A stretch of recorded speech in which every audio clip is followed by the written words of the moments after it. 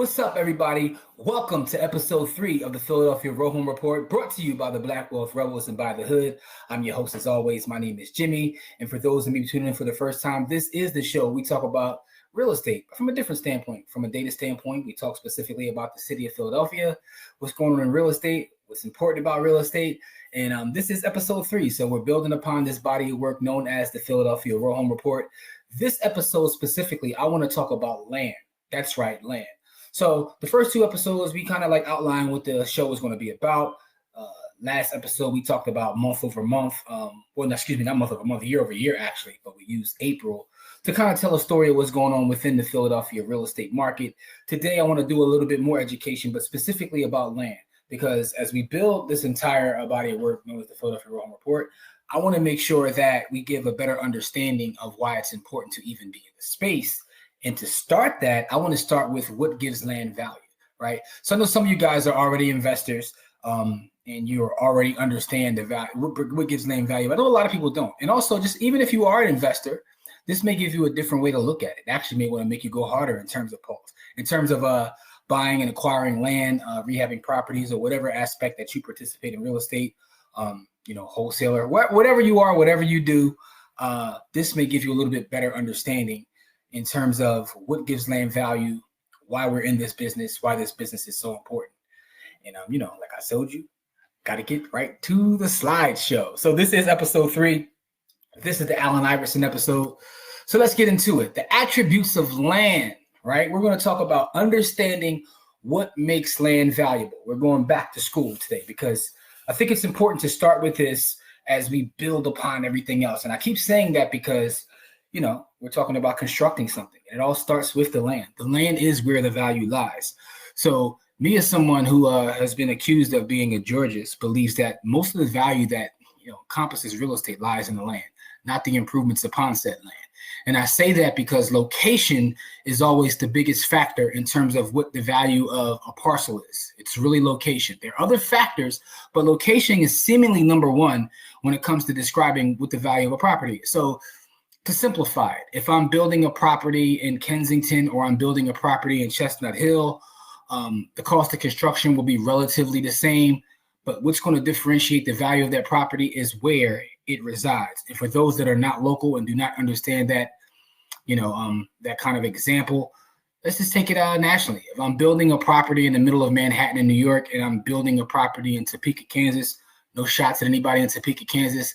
But the fact of the matter is that land, that real estate within Manhattan will be worth more than the land in Topeka, Kansas. And that is no shots. I was just trying to think of someone somewhere just in the middle of the country. And that's what came to mind. So there's no shots out there. Shout to everybody in Kansas. You know what I mean? Salute to you. With that being said, let's talk about land. Land is foundational. It is the core of all real estate value. It is the core of all real estate value. I'm going to keep repeating that. It is the core of all real estate value because that land, and we're going to talk about why, but that land is something that it's set in stone, no pun intended. One of the things I find interesting is, we do a camp for the kids every year. For those who have no idea what I'm talking about, our camp is coming up in July. I'll give you more information, probably next episode about that because we'll have everything scheduled by then. But one of the things that's interesting when we talk about real estate in our camp is when it clicks to the kids. And again, our campus kids ages 5 and up. When we talk about real estate, everybody thinks we're going to talk about apartments and rental properties, but we start to explain to them that their school is real estate. Or, we ask the kids where they all want to go. And a lot of times you hear Disney World, right? Disney World, Disneyland.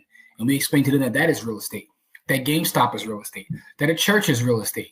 Where you lay your head is real estate. But below all that is the land. That is the core piece. No matter how we describe the real estate or what sits upon it, the land is the core. It's the foundation of everything. So understand that land itself is foundational and it's what gives most real estate value. So it's distinct from other assets because land itself cannot be depreciated or destroyed, right?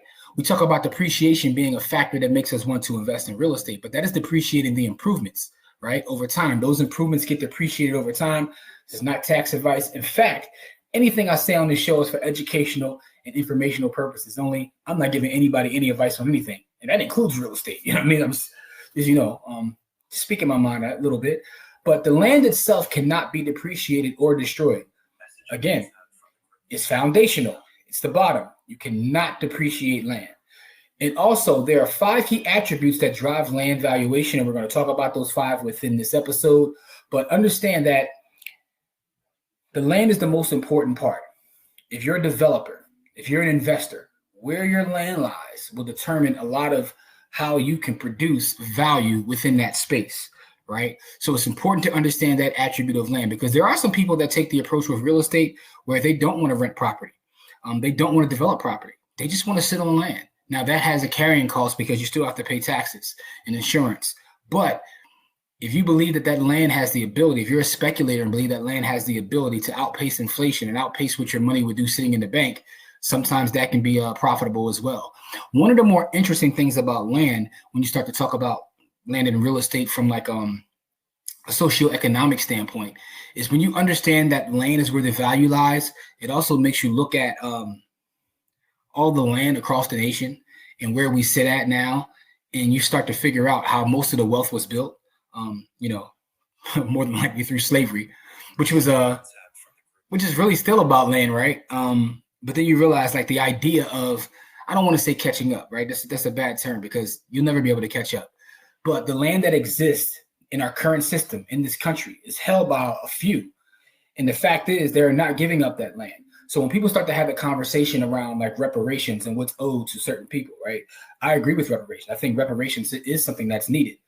But in order to repair someone, as my brother Corey always says, first you have to stop harming them. The other part about it is land is a key component of that, because land itself allows you to produce, whether that's producing through becoming shelter, whether that's producing through growing food, or however you use, land is a key attribute in production. And I say that to say if a small few own a majority of the land, then it's going to be a problem in terms of things being equitable, right? Equitable is different. Equitable, right? That's a key word. But let's keep it moving, though. Let's get back into land and what's important about land. Land is unique in location, right? There's no duplicates. Each parcel has unique GPS coordinates. So each parcel of land is unique in itself, right? So prime spots command premium prices, which gives it the value impact that we're talking about. It's unique in location. If I own land, let's use Philadelphia, right? It's the Philadelphia Rowan Report. Some of our more expensive neighborhoods, like a Rittenhouse Square or Chestnut Hill or Graduate Hospital or West Mount Airy, right? Those spots, they command premium prices. I can buy a specific piece of land in another location that's not as desirable, and I could put way more into it. But the fact is, I'm never going to be able to change where that land is, right? So here's an example. A beachfront property in a specific area may have a $5 million valuation, where if you get a property inland, kind of in the same location, it might be worth $500K. What's the difference? The difference is where it's located. That beachfront is what gives it that value. It's its proximity to the beach. Because the thing about land, and we talk about land's location, is it's also like, the proximity to certain things, such as whether it's a body of water, proximity to transportation. It could be proximity to education, like if there's schools or things around there. That's why land is so important. And it's also important in terms of what's being built around that land in terms of infrastructure. It's why you see in the middle of the country, you'll find these huge acres of land. You go online and say, yo, it's 100 acres in the middle of, I'm not going to send any more shots because I already got Topeka after me. It's a huge acreage in the middle of the country, and you could buy it, for 10 grand. And you're like, why is that? It's because there's nothing being built. There's no infrastructure around there that will give it value. There's no industry around there which will give it value, right? So the thing about land is, if you find land in the right location where there is infrastructure or there is something that is desirable, such as a beach, it will have a certain value that you won't be able to get if it doesn't have those specific attributes. So it's unique in location. Each individual parcel is unique in location, right? It's also unique in composition. It's very geology within the lands. Depending upon the soil, it can affect your development potential, right? So in Philadelphia, we had sinking homes in Alny before. And because of that, it's difficult to build on there. Now, I was at a community meeting a couple of weeks ago, and they talked about, some studies and things happening within that space to see if it can be repaired. But the point is, because of that geology, it became a problem. But that's also unique in composition. These are things that you have to study when you're looking to develop land, raw land, that is. It has distinct features, right? So bodies of water, elevation, shape, and usability are all unique compositions of land. And there's certain environmental factors. Climate and vegetation create unique parcels. The thing about growing food is this, right? Because that's why I find land to be important as well, because you can actually grow things to sustain yourself based on land. And I'm someone that's been trying to grow food for at least a decade now. And I got to be completely honest with you guys. I'm completely terrible at growing food. Whatever the opposite of a green thumb is, that's what I have. I'm like a black thumb. I have a thumb of death. I'm terrible. I'm getting better though. But one of the things I didn't understand when I first started to grow food, and shout out to our audience when we do our live shows. There was someone in our show, I forgot who it was, so forgive me if I didn't mention your name, who explained to me that depending upon where your land is located, you have a better chance of growing certain foods, and you have to do the research. So growing food is it's a science to it. It's not just as simple as getting seeds or getting something in this flower. I was trying to treat it like a flower. I put water on it and all that. It's an actual science that, depending upon the environmental factors of where your land is located, you might be better off growing, tomatoes versus growing cucumbers, just based upon location. So that, getting back to our topic, is unique environmental factors depending upon where your land is located. So remember, land is unique in location, but it's also unique in composition. The other part about land is it's durable. It's a timeless asset. Land persists indefinitely, right? I can go to the stock market and I can name a gazillion companies that were worth once a lot of money. That sounded crazy. That were once worth a lot of money and now have no value at all, right? But the land is going to be what the land is going to be, right? Buildings themselves deteriorate. Structures depreciate. Land does not. You cannot depreciate land from a tax standpoint, and land itself doesn't depreciate. The building that's built upon it, yes, right? It's built to come down. It's going to deteriorate. But land itself, it's not going to happen. Land also has generational value. Land passes through centuries. I remember one time, just doing some research in Philadelphia, and I was looking at some of the most valuable real estate in Center City and some of these big, huge, tall skyscrapers. And I started doing research in terms of who owns it and looking at the chain of title on these properties. And what's interesting is how there are generation after generation of family that own specific parcels, right? And not trying to get political with this, but everything's political. They were able to buy this land at a time when my ancestors weren't even legally allowed to buy land. And it's still within those families' names now. And what's interesting is they get to the point where they just have a land lease.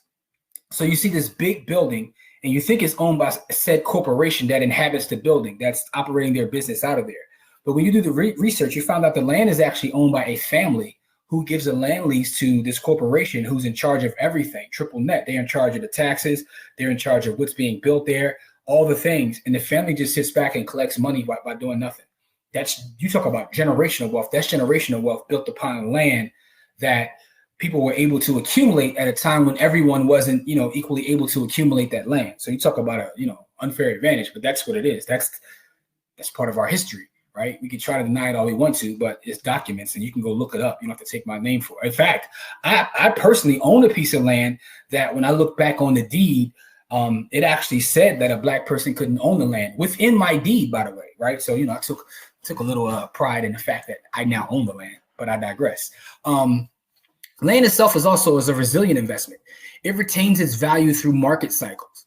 So things tend to change, but land over time, and again, nothing's forever promised, but land is resilient. It retains its value through market cycles.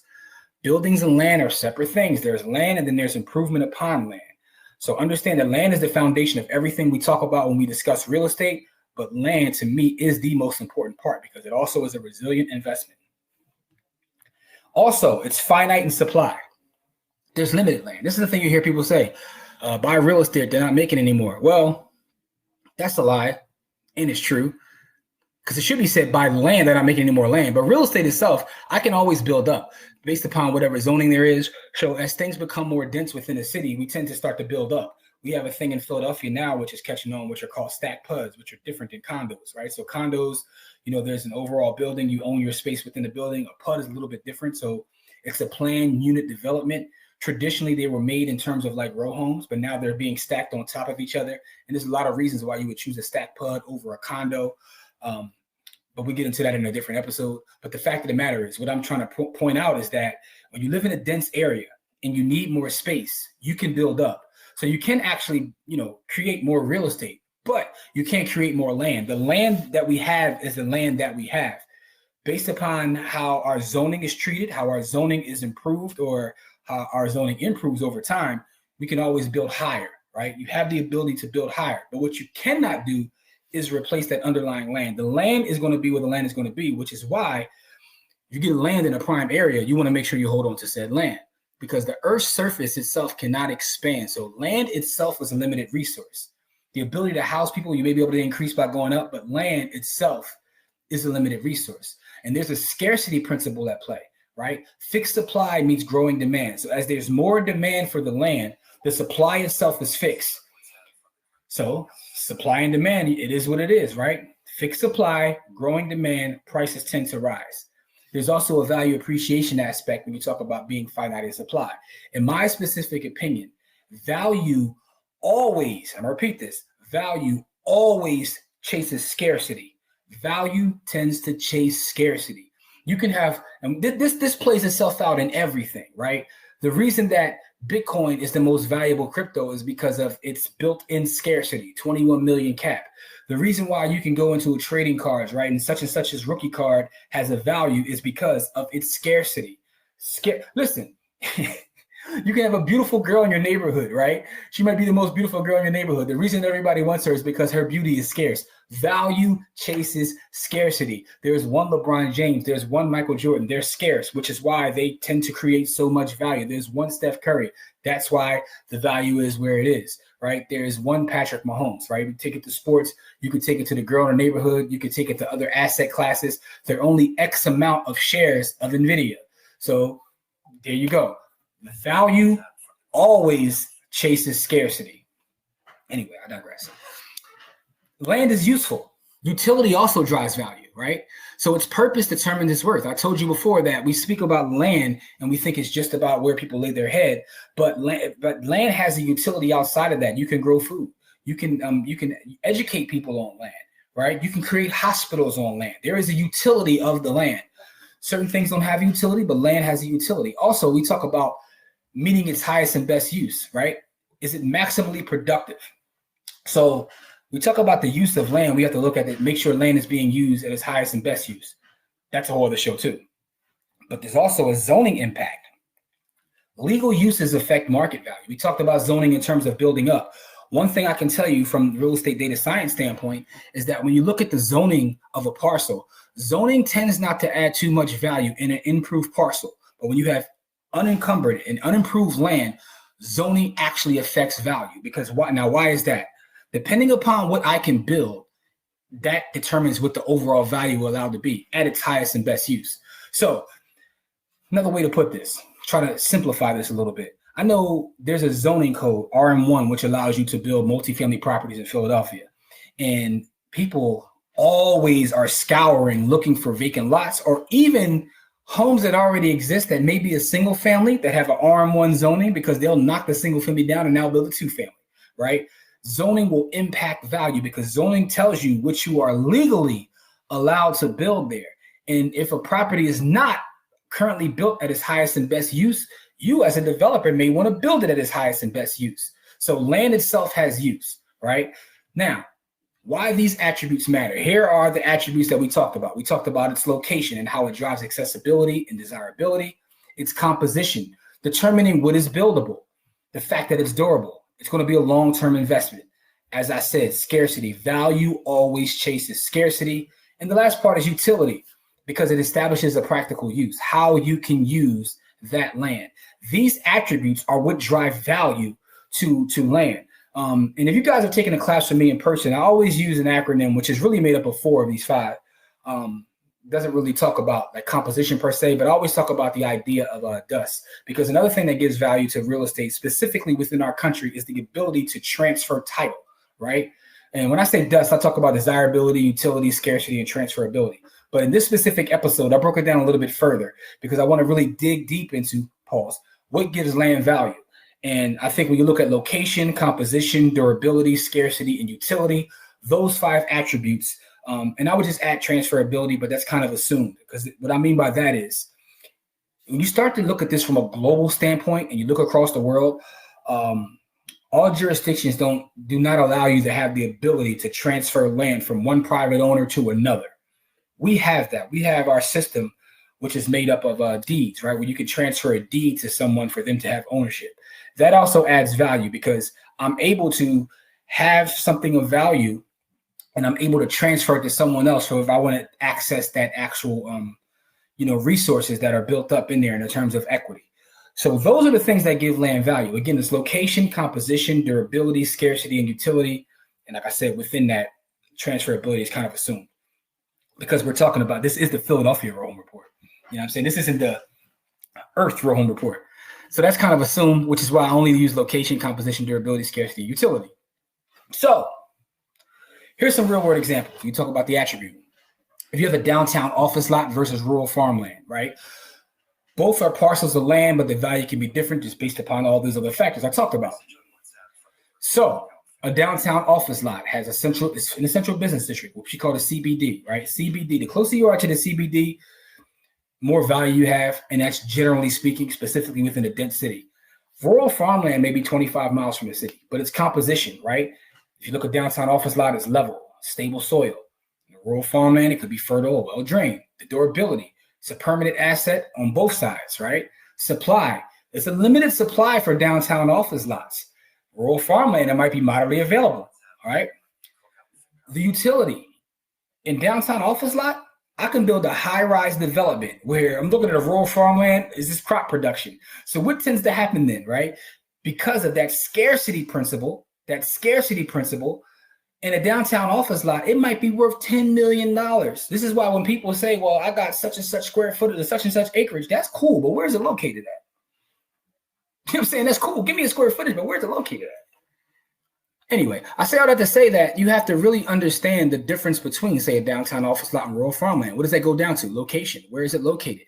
And what is the highest and best use and how can it be used? If I build a high-rise development in rural farmland, who am I building it for? Who am I building it for? So even when you talk about, land, right? And land will always have value. Land still goes back to the old Panthers credo that the power is with the people, man. The power to the people. The reason that downtown office lot has so much value is because it is dense. That's where the people lie. And that's where, outside of the scarcity, there's a utility for it, right? The people bring the value. If all of the people that usually congregate downtown, which we call the CBD because that's where the jobs are, and they started moving the job up to rural farmland and the downtown office space became kind of scarce, the value would then go, over there. And we've seen that happen historically within the U.S. So the power or the value still lies with the people, but understanding those trends and where the people are, you can use that to become a better real estate investor. So in conclusion, right, there's key attributes: location, composition, durability, supply, and utility. If you look at this from an appraisal framework, you want to make sure you do a systematic analysis of each attribute as you're comparing land to land, right? From a market value standpoint, those attributes, they combine to determine what the worth of that land is. And just from a professional assessment standpoint, careful evaluation reveals the true value. I can tell you just playing around with numbers, I have such and such square feet, but if you don't carefully evaluate what I'm saying, you can get yourself in trouble. And I say that because I've had people who've went online and bought these huge acreages, not understanding that the soil was terrible. They couldn't do anything with it. It's in the middle of an area where there is no population. No one cares. So you get to brag to me that you own 50 acres in the middle of, bumblefuck Texas, and it's worth nothing. Congratulations. Congratulations on your purchase of your acreage. And congratulations on looking great on Instagram, explaining how you own all these acreages. But you just wasted your money. Congratulations, you played yourself. You know what I mean? You were better off taking that money and going to buy a nice ribeye steak, and you could have treated me, and I'd have told you not to buy that. But I digress. So I just want to end this by saying that, remember, the value is in the land. Land is a unique asset that stands out from all other assets. Also, as an investor, please be careful of just looking at the size of a parcel and really pay attention to what you're buying, right? So I understand that land is where the value lies, not necessarily improvements. But if you understand these things, now you can take a look at real estate from a different perspective. You can start to think generationally. Where do I want to own this land? And how do I hold on to this land and make sure the next generation benefits from said land? You know what I mean? So those are the things that are important about land. And, being that this is the Philadelphia Row Home Report, we have to start by going with land. As we build upon this, we'll talk about different parts of real estate and explain those parts of real estate. And we could get into the specifics of the data within Philadelphia. We're going to do a lot more of that. But I want to start by just having this conversation about land. Give me some feedback. Let me know what you think about anything I said as it pertains to land. The value is in the land. I love you guys. I appreciate you guys. Make sure to subscribe. Please subscribe to the actual audio podcast too, right? Because this is available in audio format as well. Please subscribe. It also streams on the By the Hood, on audio feed too, because we have a lot of folks over there. So we put this there as well. If you're in the village, you're listening to this early, because again, the village gets access to this early, probably damn near like a week early at this point, but the village does get access to this early, and that's Black Wealth Rebels. And you can do that by going to blackwealthrebels.com. Leave me some feedback. Let me know what you think about this specific episode. How do you feel about land? Would you be interested in this buying land by itself and just sitting on the land, right? Some people, that's cool because they don't want to deal with tenants. They don't want to deal with tenants, toilets, taxes, and termites. So they just want to buy land and sit on the land. Would you be interested in something like that? Or is that not your thing? You rather, be within the market? Let me know how you feel, man. Give me some feedback on this. This is the Philadelphia Row Home Report. I appreciate you guys. I love you guys. Please stay safe out there. Peace.